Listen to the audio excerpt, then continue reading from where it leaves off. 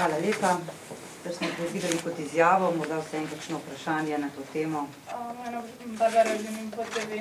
A ta denar iz fonda, iz teh prispevkov, bo šel samo za študente, tudi za brezposelne upokojence?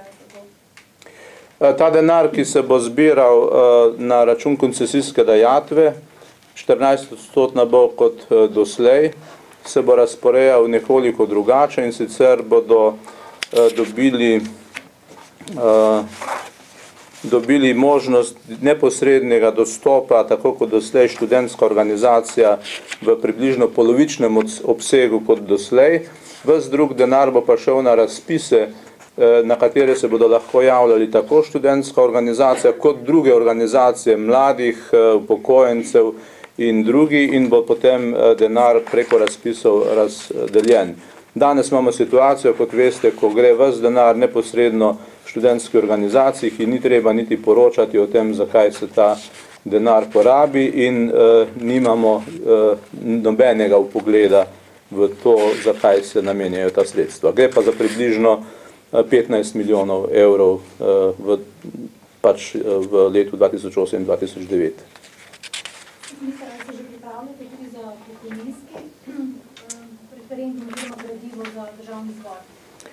To pripravljamo intenzivno, tako da bo v teh dneh to gradivo, ki bo podlaga za zahtevo Ustavnemu sodišču, bo to gradivo pripravljeno in tudi vloženo v državni zbor.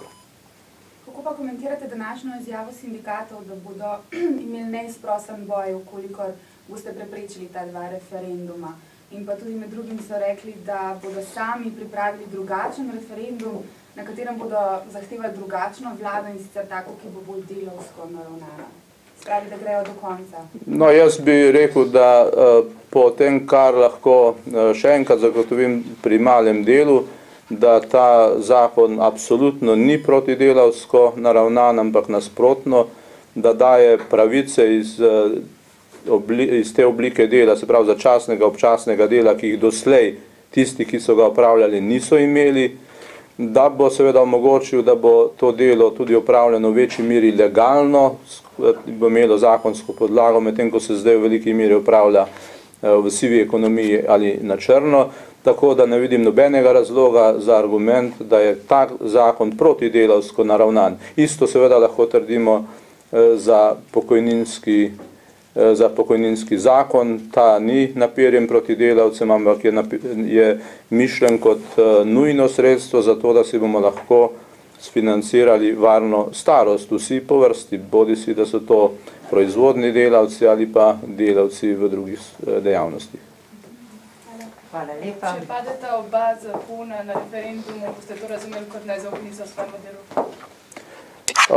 To bo predvsem, če bi se to zgodilo, nezaupnica samemu sebi, bi jaz lahko rekel, ampak ne mislim s tem sebe, ampak ljudje bodo glasovali v tem primeru proti svojim dolgoročnim interesom, mogoče z vidika nekih kratkoročnih interesov, težave, s katerimi se bodo pa potem soočali, bodo pa mnogo težje, kot jih danes poskušamo ravno s temi zakoni razrešiti.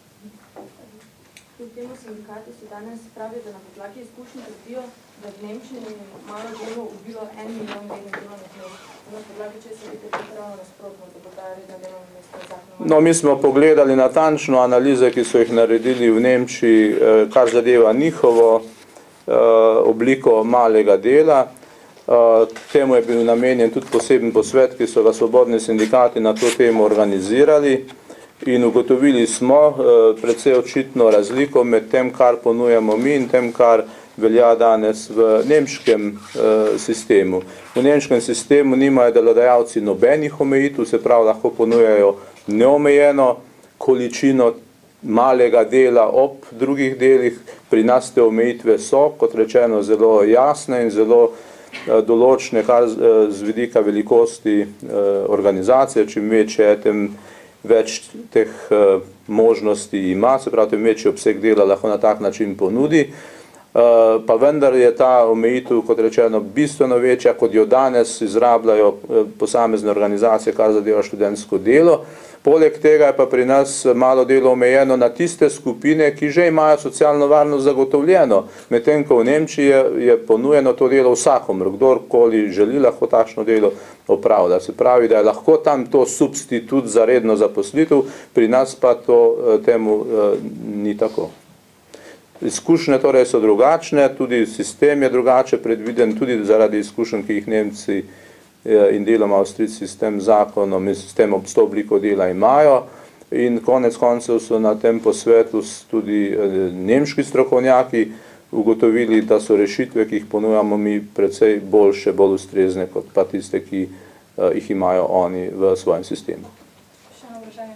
Če bo zakon sprejet, lahko zagotovite nova delovna mesta, omenjali ste številko 30 000. No, to gotovo ne. Jaz sem že omenil, da je to fond dela, ki ga danes predstavlja študentsko delo. Predvidevamo, da bo zaradi možnosti malega dela ta fond dela se nekoliko povečal v tistih krajih, kjer danes študentov ni, se pravi izven univerzitetnih središč, kjer bo do to delo lahko dobili upokojenci pa brezposelni. Po drugi strani bodo pa nekatera podjetja, kot rečeno, ki danes v velikem obsegu, recimo trgovske organizacije, koristijo študentsko delo, morali del tega dela ponuditi v obliki rednega delovnega razmerja.